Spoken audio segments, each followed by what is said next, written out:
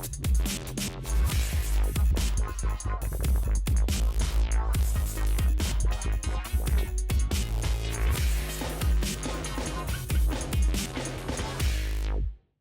want to start off with a reminder that we are not doctors. Before you make any changes or try something new, always consult with your doctor and medical team first.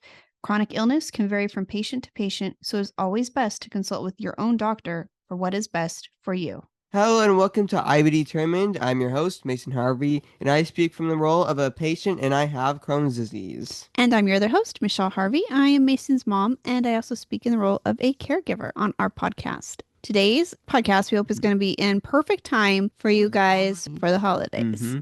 Thanksgiving is just around the corner. Then, the rest of the holidays soon follow right after. So in our house, we celebrate Christmas and we really celebrate it. So our house explodes. Day after Halloween. Decorations. Yeah, it's already started. Got 3 Christmas trees. Mason also got a record player. And so early, I was about to say early birthday. Yeah, Early no, that'd be Christmas. very early. Very early. Yeah. Early Christmas. So we got that, and it's been a lot of Christmas music, and it kind of got me to thinking, for us, this is a really good time of the year. For Mason, it's really something that is comforting and is a happy time. Mentioned it's been more rainy lately, so Yes. that's good. Which That's some nice. of you listening might be like, Not what's the the rain. deal with rain? But here in Southern California, we look so forward to it. I love it when it's cloudy. I like it when it's rainy. Yeah. And when it's the sun, it's just like, oh, it's just a normal day. Yeah, it's Yeah. boring. So rain is exciting for us. That kind of made rain. me think, though, for us, this is a great time of the year, but for some of you out there, it's not. There's multiple reasons for that. Sometimes there's other stresses going on. I mean, even as much as we have Christmas, sometimes things happen, and during that time of year, it makes it more difficult. But for some of you, it is just a more difficult, stressful, anxiety ridden time of the year. And especially with IBD, there's a lot of challenges. You're in remission right now. We're in a so I pretty don't have to worry. Yeah, about we're in a quite pretty as good much. I mean, place. I still have to worry about it. But there have been times where he wasn't, and it did make it more difficult. So anyways, we're here today to kind of offer you guys a holiday guide and some tips holiday guide to make it more better and enjoyable. Yeah, Less stress. Right. And even if you don't, even if you're not, depending what you're celebrating, if you're not celebrating, it can still be a difficult time of the year. And, you may end up going to family get-togethers or friend get-togethers, even, despite what your beliefs are or how you feel about the holidays. So I think this could help anybody, or even if you're traveling. We're going to cover that too. I feel like also Christmas is one of those times where people get more sick too. Yes. And so that's where the last podcast we did Right. can help. And we have a video on that we actually did last week, 2 weeks ago. But it talks about what to do during sick seasons. That's not what it's called, but right. Are you more likely to get sick if you have IBD, and measures, we take. So, and I don't know how it goes, but it seems like that around Christmas time, it is a season where people get sick a lot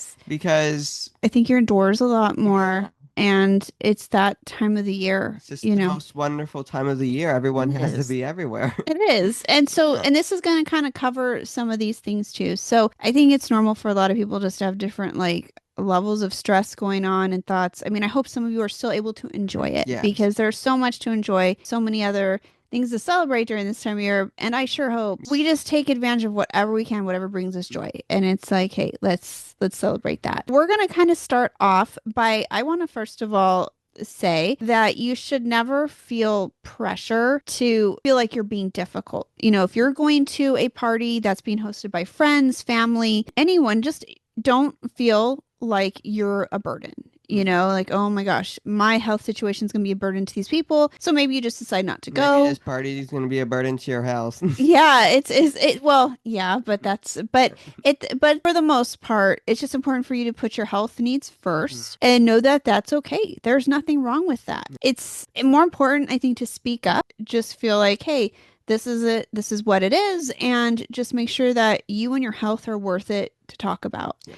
And don't let anyone make you feel bad. It's not important. Yeah. Because your health is important. And that's what is important. And we'll kind of go into that at the end, with our own situation, things we've dealt with, hopefully make you feel like you're not so alone, because we've all had challenges with these kind of things.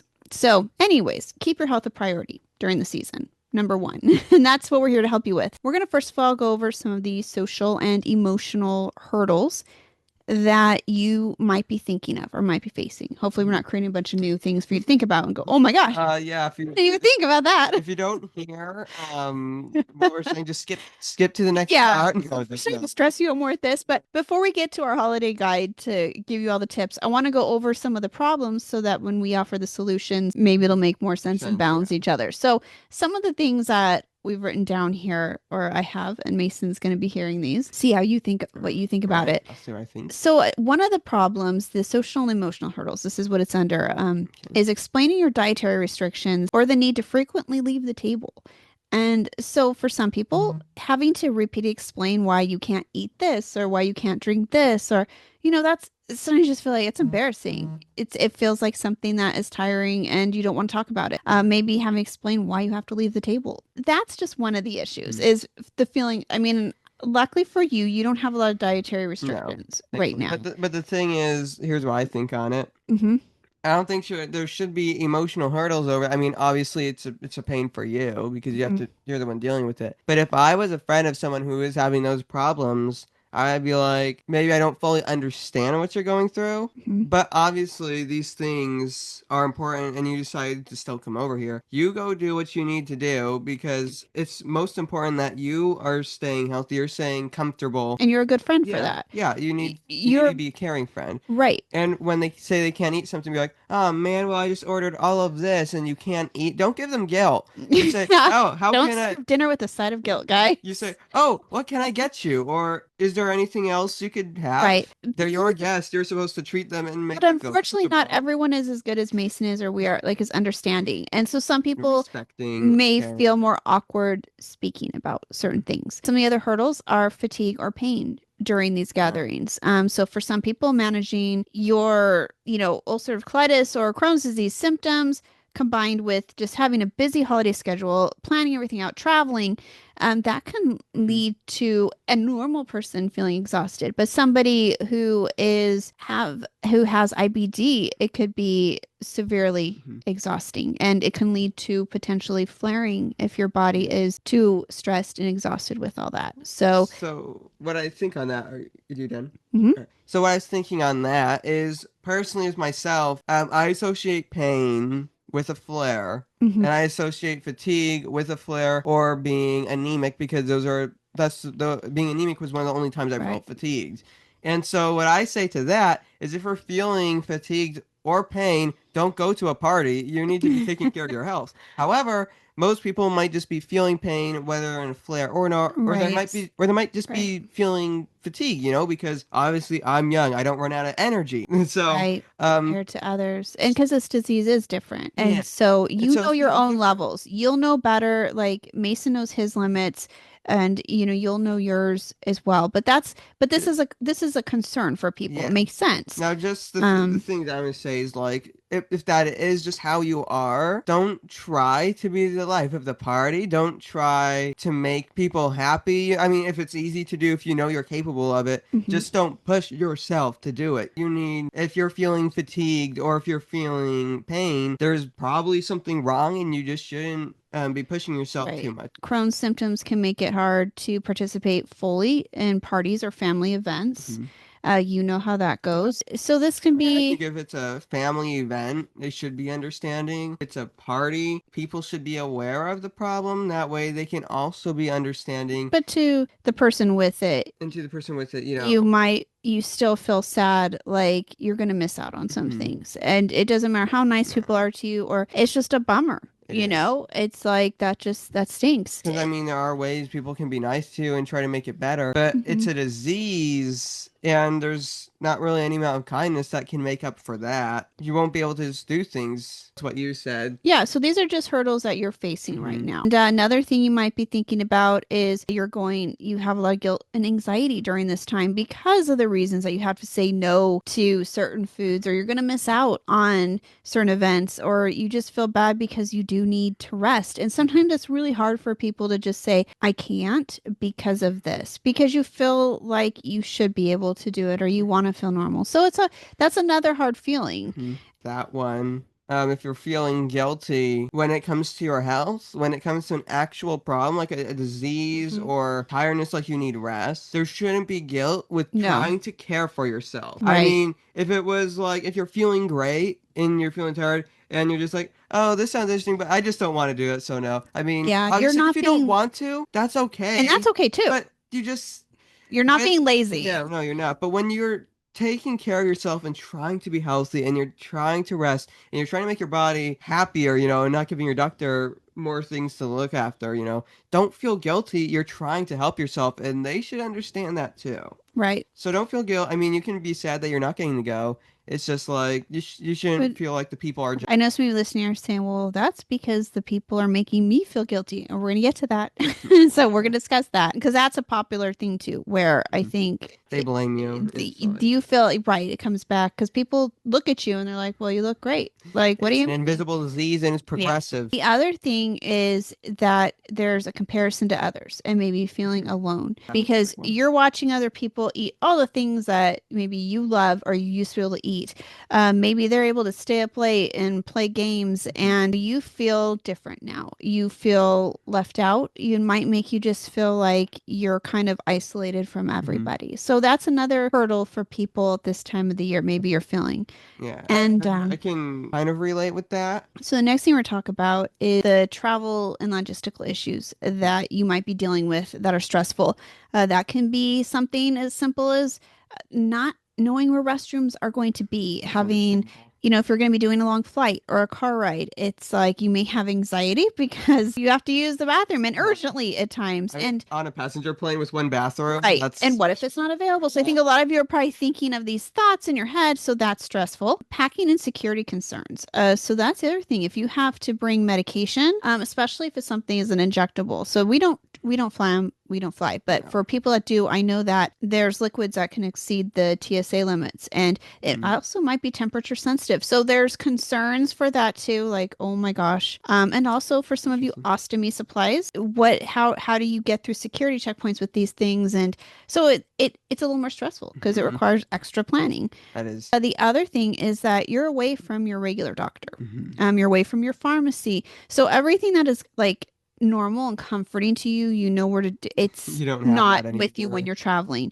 So that is something else. Also time zone changes. And so that can be a problem because it might be confusing. First of all, like, okay, I'm supposed to take this at a certain time, but what time is it here? What time was it there? Should I still take it at this time? And that can also be tiring too. Yeah. So that can be stressful for you because it's like it interferes with your medication schedules and just your medical routines. And then kind of what we touched on a little bit, we're going to go a little more into it. Some of the stresses here, and we're not going to talk about it yet. We'll talk about the solutions in our holiday guide at the end. But these are some of the problems we're facing. And luckily for you, these aren't, but this is the case for a lot of people because this disease is different. Diet can really affect some people. Thankfully, I don't have to worry about diet, but I know for others that is a problem. Like they'll say, I ate a pizza. And I knew I was going to go into a flare, but it was worth it. And I'm like, you went into a flare by eating a pizza? Oh my gosh, how bad, right? I don't have that problem. I'm very thankful that I don't. So some of the problems are because at the holidays, there's going to be rich foods, trigger foods, and unfamiliar foods. So it's like it's like this whole like landmine of like territory. Like I don't know what this is, and so it's hard to know first of all how the food was prepared, what's in it, and you don't want to like ask for like. So how did you make it? What was the temperature? Right on every single thing, and how long is it sitting out? Is it getting bacteria growing, is it, all these things. So these are all normal thoughts in someone with IBD's head. And so a lot of holiday meals include, it's like high fat, high sugar, spicy, high fiber food. These things. So you gotta look out for them. Yeah. And because that can cause just normal digestive upset, but an IBD patient, it can obviously cause a lot more. And then there's a lot of things like dairy, alcohol, caffeine that are often served and which can be difficult because those are not always recommended for this disease. And so alcohol, definitely. And it can also make you more dehydrated and that creates other issues. So you have to be careful with that. And then what kind of we're mentioning, the hidden ingredients, because you don't know what's in stuff. And so it's like you're looking at all the different sauces, the casseroles. It's like, Because what is stuff it? that's like mixed together. You Right. can't just tell. Well, that creates an issue, right, for Mhm. people. Then you have the pressure to try and eat just try a little. a little, right? Because you have people, and it's so this Just is try one a of the little. things we looked up, and it said like well-meaning friends and family might encourage eating foods that aren't safe or comfortable. Your doctor's like, and why did you say yes? Why did you say yes, right? And you're like, because my aunt was really wanted me to try her casserole. I think so. There's that pressure where you know you're going to be a situation where people mean well and they just like, well, what really? Just Why try can't a you little, try a you little? know. And it's like that. What we kind of mentioned before, it gets exhausting to be like, because this. And so I it know. makes things awkward. Hmm. And Yeah. and then there's larger portions. It's like many courses of food. There's a lot more food than normal. We know this too. Like you always feel so You full. love the food, but I Yeah. feel like with Crohn's disease, it's not You got to be careful. IBD. You got to be careful with what you're eating. And Right, even right. if you don't have a disease, it's Right, you gotta be should careful still with. too. And a lot of people overindulge no matter what. So it's just, and I think that's kind of like the attitude. So most people are like, well, it's the holiday. Go ahead and enjoy. And you're like, my body doesn't know that my it's the disease says holiday. no. There's no day off for a disease. It's My always disease there. says it doesn't care. So there's a lack of safe options, right? So there might not be anything like, what if you're like, well, there's all this stuff I can't even eat. And so it gets stressful thinking, do I even get to eat? The other thing is irregular meal schedules. And this makes sense because, you go somewhere and they're eating at like 8 o'clock at night. You're used to eating at 5:30 and, you might be starving. Why are you eating so late? Yeah. Or you might have had just a long day of travel, who knows, but it can make the meal, it can change things up. And so when you lose that routine that your body's used to, it can cause problems. We just have a few more things and we're about to jump into our holiday guide. So keep going with us. See if you're recognizing these Try not to things. fall asleep yet. Yeah, I mean, I think this is interesting because I think a lot of you might be seeing yourself or hearing this and going, this is what I'm thinking of. Everyone tells me you should just So try a little. hopefully you don't feel so bad. Like we're hoping you'll go, okay, they see us, they hear us, like we get it.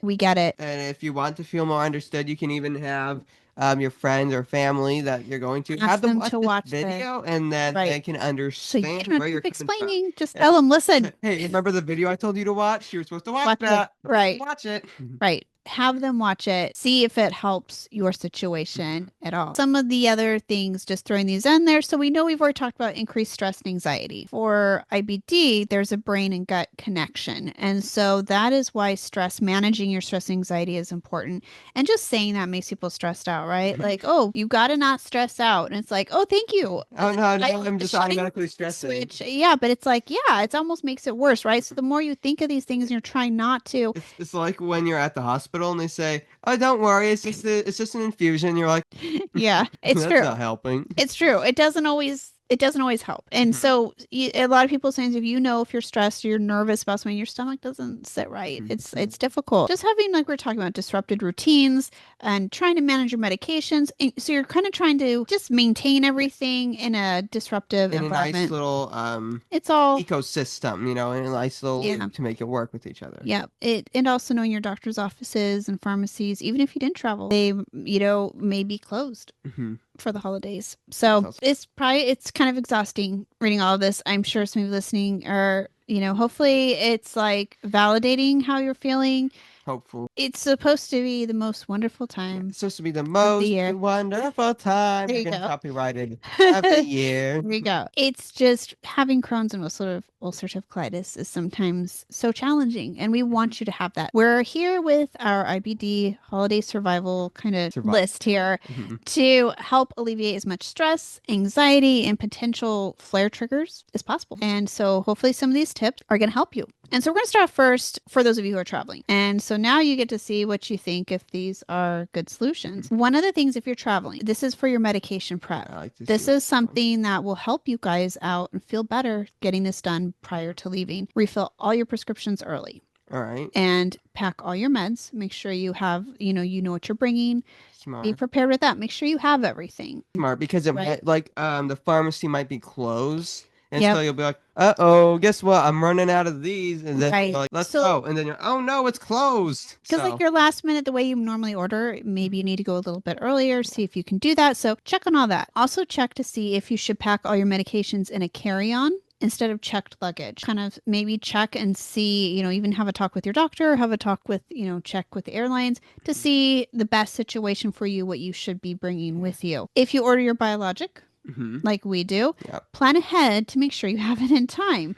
Because like for us, it's shipped to us. We had to do this once. We had to change the time frame and ask to get it shipped a week early so that we would have it, because we were supposed to go somewhere. We didn't. We needed to have it because just in case. If it's shipped and delivered and you've already left, you have a problem. Yes, I'm sitting on the porch and getting hot, and that's not good for it. So just make sure to think ahead on your biologic. Everything prepared. Yeah. You have to be like Kevin McAllister. You have to have the battle plan. No, I feel like we should draw like a battle plan. Yeah, here's your battle plan. It's going to be descriptions. All of our different crayons. If you take biologics that need refrigeration, you're going to want to bring something like a small insulated bag, ice packs, and then at the same time you have to double check the protocol with the airlines for bringing those injections. Really just kind of know, like certain ones like Stelara, once it's out of the refrigerator, I think it's for 30 days. As long as it's at room temperature, you're okay. You just shouldn't put it back in the fridge after you take it out of the fridge. Right. So talk to you can call your provider,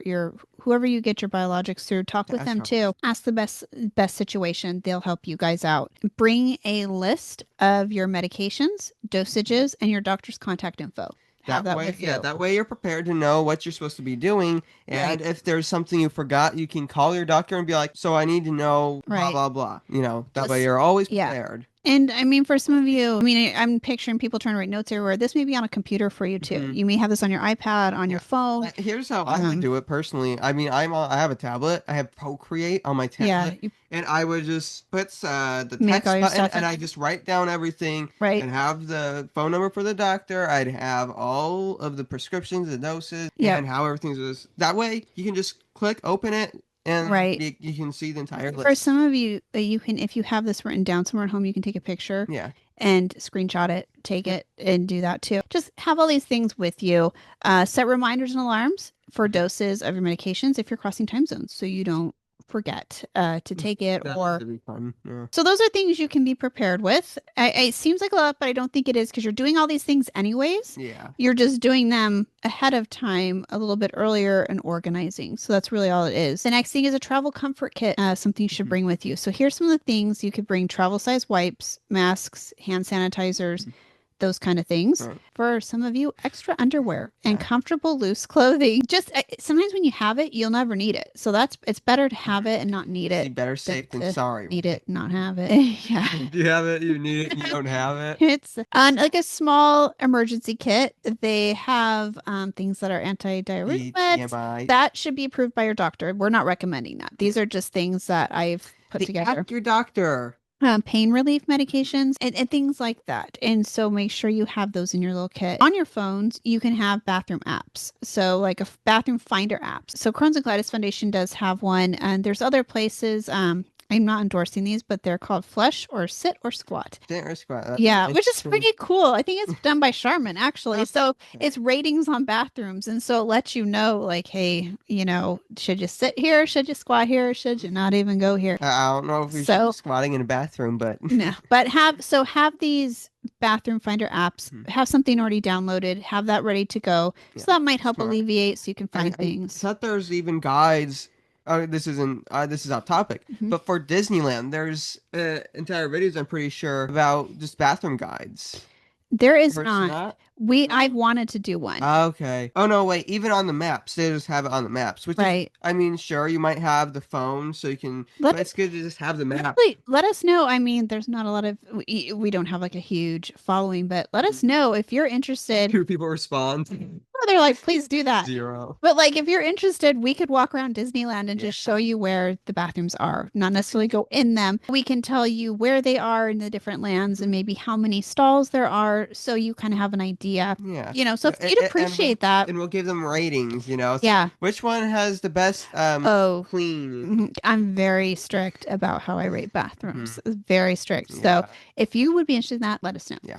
And something, it might be, you might need to know from a doctor too. You might want to have that in your kit, because if you're going through airport security, if you're carrying meds or ice packs, you may just need a doctor's have that with you. Nope. And then something I thought of is to check the restroom access laws before you leave. So because they're not everywhere. No. And only certain states have them. And the states that have them have certain rules with them. So if you're flying to another state, check it on the Crohn's and Colitis Foundation. They have the map that'll show you if they have the Restroom Access Act, and then look it up to see what it covers. Because it's in other states, the Bathroom Access Act is in other states, and we had to do it for California. Yeah. So it wasn't in California, so we got that done. But there's other states that don't have that yet. And so, even though the one you're in might have it, you will be like, oh, they all have it maybe. It's like, no, they actually don't. You never have know. to check. You might be used to the luxury of having it in your own state, and you might be going somewhere that does not. So whoops. Good to know. Yeah. So now we're going to talk about food and eating strategies. So that's part of the guide to help you guys. So in planning ahead, maybe eat a safe meal or a smaller meal or snack before an event. So you're not as hungry and you're not going to be tempted to just eat whatever. Oh, that looks good. I'm going to try it. And like 2 hours later, oh no. Yeah, that was a bad decision. So maybe do something like that to help you out. The other thing you could do, which is something I'm big on, is offering to bring a dish. Make it something that is friendly to you, that so it's like not only will you will blend right in, like carrying a dish in, like, oh, thank you for doing that. So so you're being unselfish in sharing a meal, and you're also being a little selfish in a good way of making sure you're able to eat. So it's kind of like, we don't go to the parties, but what I'm saying is we go to the Crohn's and Colitis Foundation. You'll make gluten-friendly ones. I do. Or you bring something for everybody. I also put labels, like what is in it. Yeah. So We're not just like, last time I checked, this one was gluten-free, but it could be that one over there. Well, when we're asked to bring cookies, it's like, I don't want to put someone on the spot and make them feel like they have to say, hey, what's in this? And so this way it's like, oh, there's a sticker on it. Check it out on the back. It tells you what the ingredients are. And they love it. Yeah, it's super simple to do, and it makes it less awkward for people, and they can make the decision, pick it up and put it back if it doesn't work, or they can take it. It's a helpful thing to put, like, maybe if there's any allergens or anything, potential things. Like, the other thing to do is learn how to politely decline foods that, even though you don't owe anyone an explanation, like, you could just say, sorry, that doesn't agree with me. And so you don't, but some of you out there and you're listening saying, I can't do that. I'm going to over explain. I'm not someone who can say, no, thank you. Doesn't agree with me. Or you can politely say no.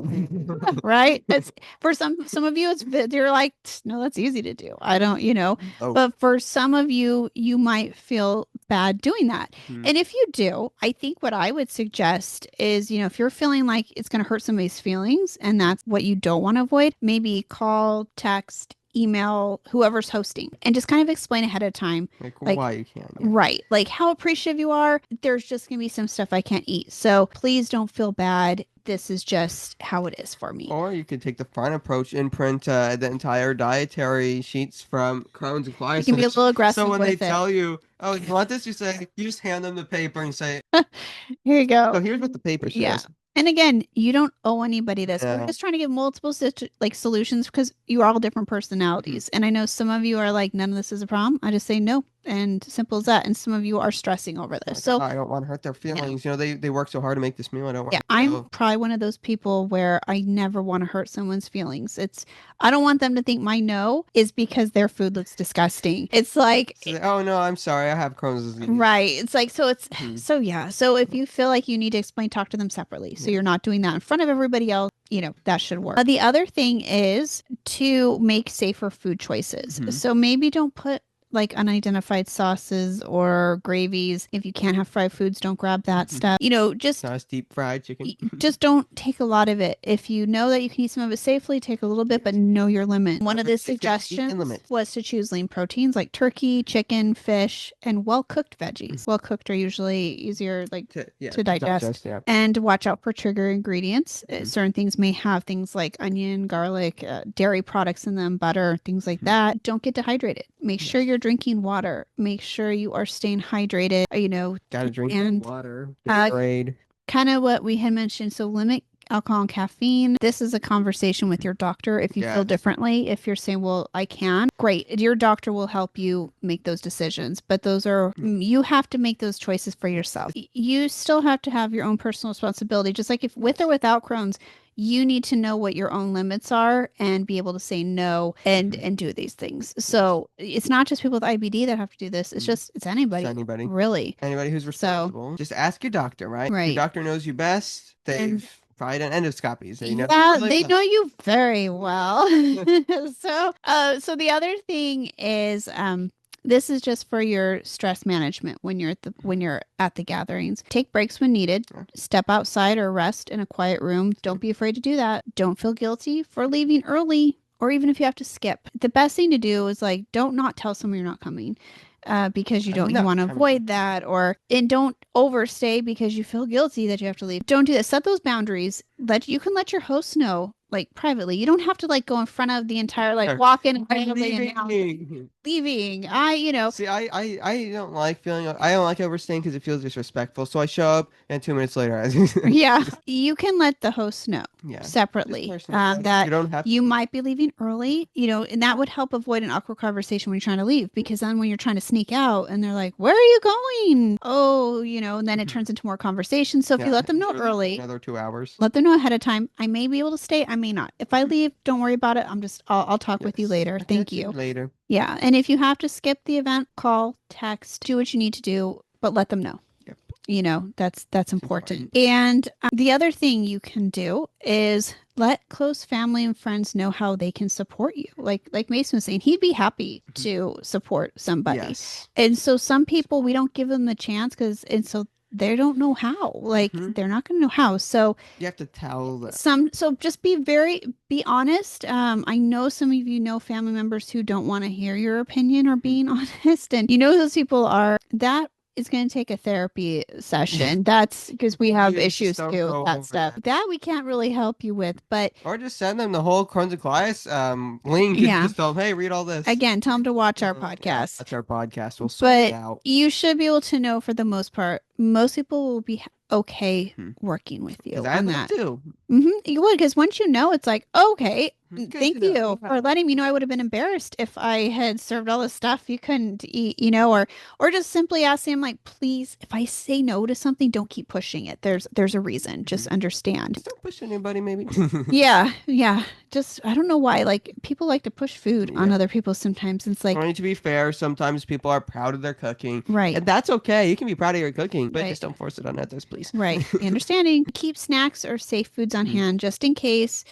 Say they told you that, oh yeah, don't worry, we're making chicken and fish, and you show up and it is something that you can't eat. Keep a few things on hand. Chicken and fish drenched in chipotle sauce. Right. You don't know how it's prepared. You see it and you're like, oh. Or the fish is like sushi and it's like. Right. And for some people, they can't, do that. So just kind of be prepared. So that way, and I know this. Be prepared. I feel like this seems like a lot, but I don't really think it is if you can kind of keep this up. Little things you can do. It shouldn't take too long to be prepared. Basic knowledge, I think. I mean, obviously, it's not basic knowledge, but it's good knowledge to have. It's a good reminder, right? Want to live a healthy life? Come on. Yes, we're here to help remind you. The last thing we're going to talk about is managing your energy. Know your limits.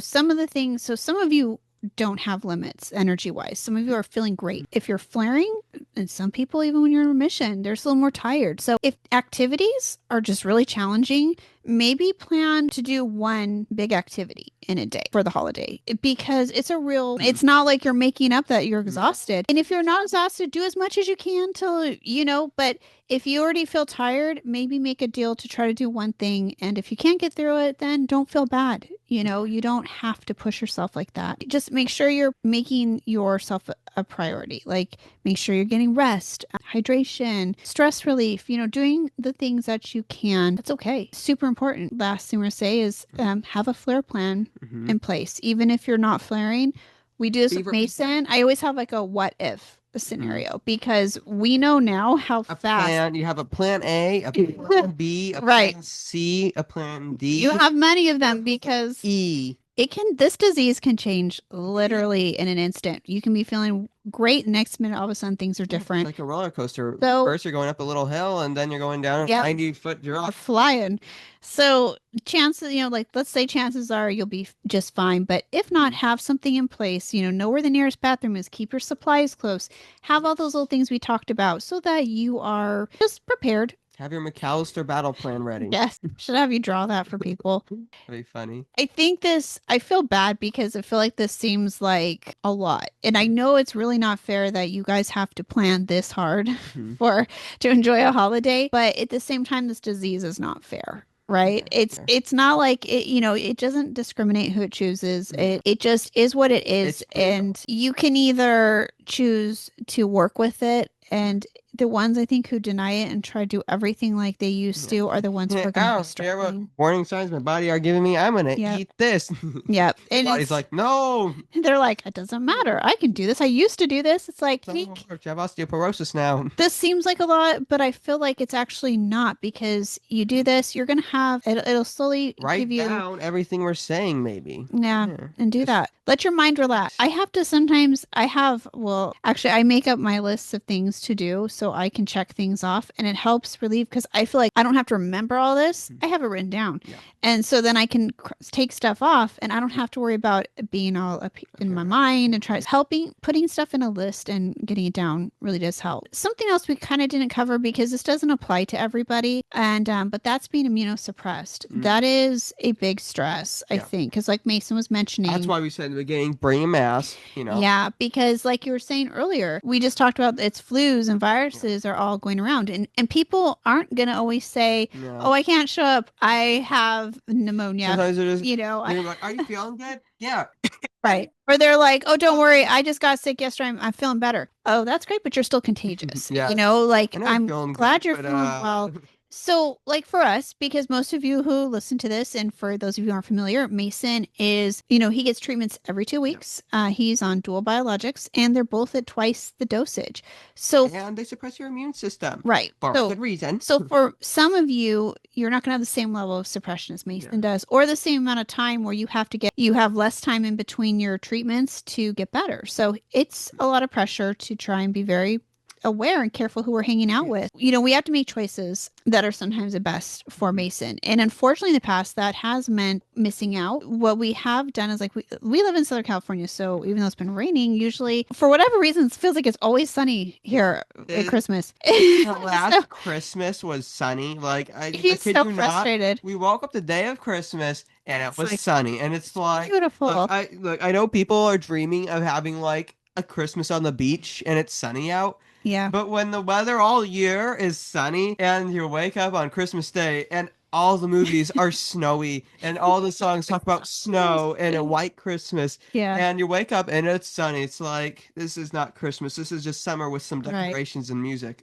So we're always like, we'd love to have some storms, but at the same time, when it's nice out, we can all sit outside in our patio area. We set it all up. It makes it easier to socialize. So there's a good part of that. So that, we do things like we'll wear masks. I know some of you are opposed to that. That's what we do. We will even have we're going to be having a separate table for Thanksgiving, still nearby, but it's our own area. And so for Mason, it's easier. So it's not like we're in a separate room. We're going to these are little things that we do to make it work so that we can still celebrate. Because, it feels frustrating sometimes because it feels like other people don't have to worry about this stuff. It's like you feel alone, but you're not alone. We make it work, and we're very thankful we have family that is supportive and is helpful. We have had family not be supportive because we've had a lot of support on my side for Mason, but there have been people who did not want to accommodate Mason any time of the year, even when he was flaring. That family chose to no longer see us over just being accommodating, which is strange, but unfortunately, there's always a scenario, where they don't know about the disease or they don't understand it, and you have to educate them. And then sometimes there's just people who don't care to understand or know your specific disease. Oh, because remembering Crohn's is different for everybody. So just because, Right. I have to wear a mask doesn't mean you have to. It's just a Right. precaution Right. that we decide to take. It's And different for everybody. That also makes it more confusing because people will think, oh, this is what Crohn's is. And it's like, right. that's what that kind of Crohn's is, Right. It's like, And so they would yeah. they rather choose to listen to the one instance they saw that was like a super easy case versus Mason's, which is more complex. And I so mean, it's you like, got to remember what Dr. Targan said. I mean, it's not that talked about between the Mhm. community, but eventually in the future, he thinks that there's going to be multiple, like, different diagnosis for different the disease. diagnoses of the disease. Right. Because, It's not just one disease. yeah, I mean, obviously, Crohn's isn't like cancer. But, you have, Different what is it called? with different Yeah, stages, stage but 4, also stage different ways that they're treated. 2. We've talked Yeah, about they're this treated before. differently. Yeah. So eventually, Crohn's is probably going to be like that. Because why is someone treated with Remicade and someone else is treated with Entyvio because Remicade doesn't work? So some people You don't know, understand that they know they somebody don't understand that and it's they think different. you're just being difficult. And unfortunately, you can't change their opinions all the Mhm. time. And so if they choose to not see you because they don't understand it, that's their choice. It stinks, but I know a lot of you out there, I mean, the reason it's not even really worth mentioning on here, but the reason it is worth mentioning is because some of you Might be going through the might be same going through problem. this and thinking, wow, Michelle and Mason don't understand because they have so much supportive family. I mean, And we sure do. enough. Yeah, I mean, we don't fully understand because we're not in your position, Right. but we can get a picture We can of relate. it.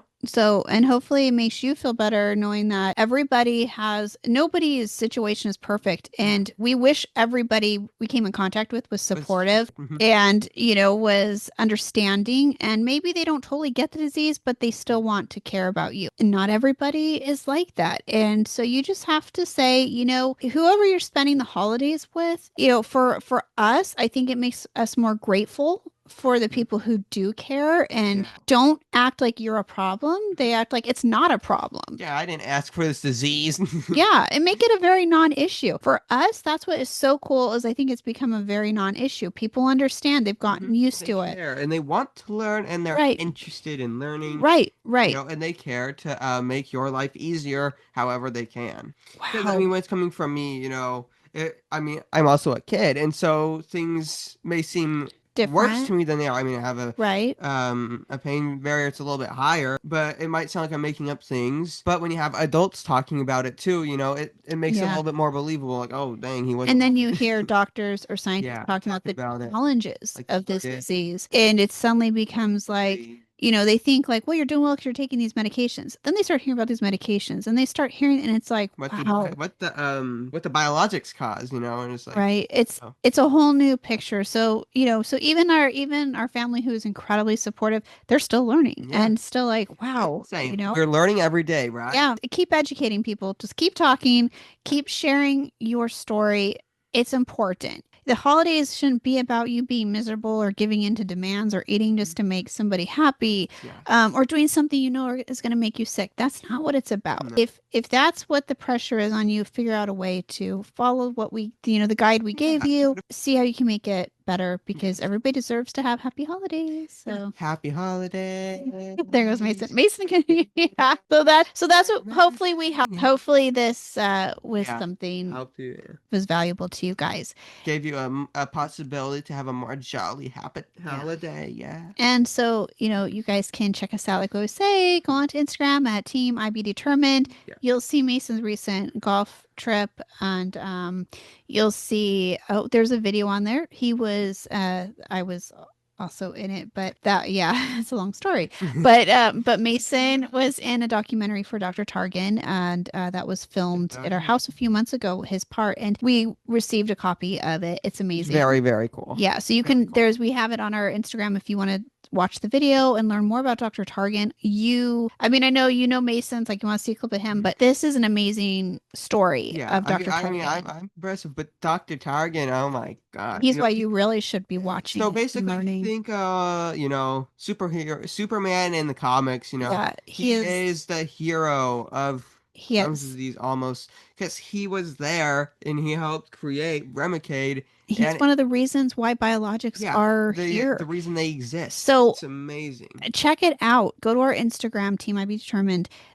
Watch it's a 20-minute documentary, and I think it's incredible. He's at Cedar Sinai, and we're so fortunate to call him our friend, to know him. So check it out. Definitely. And you can also check out the Reggie Project on Instagram as well. You guys can listen to us. I mean, you might be listening to us on a podcast station. For those of you who are watching, want to listen, you can go to Spotify, iHeartRadio, Amazon Music, Apple Podcast. Check out the link we've included for you guys through Buzzsprout. Yeah. And you can do that. And if you're listening, but you're like, hey, I want to watch see what's in the background. Yeah. I want to see the funny expressions they're making. They're talking about. What's in the background? Oh my God, what's in the background? Right? The interesting, our messy podcast situation. But if you want to see that, go to YouTube. There's also YouTube podcast, but if you're on YouTube, you should probably be watching the videos. If you're on YouTube, you can watch us and make sure, oh wait, what's under the Christmas tree? A subscribe button, a like button, and the bell icon. If you want to stay notified with the videos we're posting, make sure to hit that bell icon. Also, please comment like what you said. If they're interested in hearing about the bathrooms at Disneyland. Yeah, let us know. Let us know. If there's anything you found helpful on here, let us know. Right. Please try to keep the comments positive. Or if there's something that you've been doing that has helped your situation, you want to share with others, share it. Like, let us know. And because again, this is just our two people's perspective here. We do a lot of research. Everything we do, we've looked up and checked out other, verified a lot of this. Links. But feel free to share your ideas or your situations. We're always here to listen too. If you're having a tough time and you just want to talk to us, let us know. I mean, we have Thanksgiving coming up. We have Christmas coming up. So if you want, leave some thanks in the comments. Yeah, what you're thankful for. Stuff in the comments. What's been the best gift of the year for you? What's been not monetary? It can be any kind of gift. What's been the best gift, and what you're thankful for? Who's your favorite artist for Christmas music? Yes. Crosby, Frank Sinatra, Nat King Cole, and Louis Armstrong are some of mine. What are yours? We have the Elf soundtrack going too. That's really good. But so again. let us know. We're always happy to hear from you guys, and we're always hoping you're doing well too. Hope everyone is doing well and have happy holidays. Happy holidays. Yes, have a good 2 weeks. Yeah. Holidays and we'll be back here in 2 weeks, and we'll see you guys on the next episode. Yeah. Or video if you're watching. Whatever it works. Whatever it is. All right, guys. Thanks for listening. All right. Bye-bye. Bye. Have a good day. We hope you will stick around, tune in, and reach out to us with your own journeys. We are excited to give you an inside view of what it takes to be a caregiver and what it's like to be a patient. And most of all, we hope you'll maybe be able to play something you hear on here that might help you in your own life. Sometimes life changes, and it's all about how you handle the journey.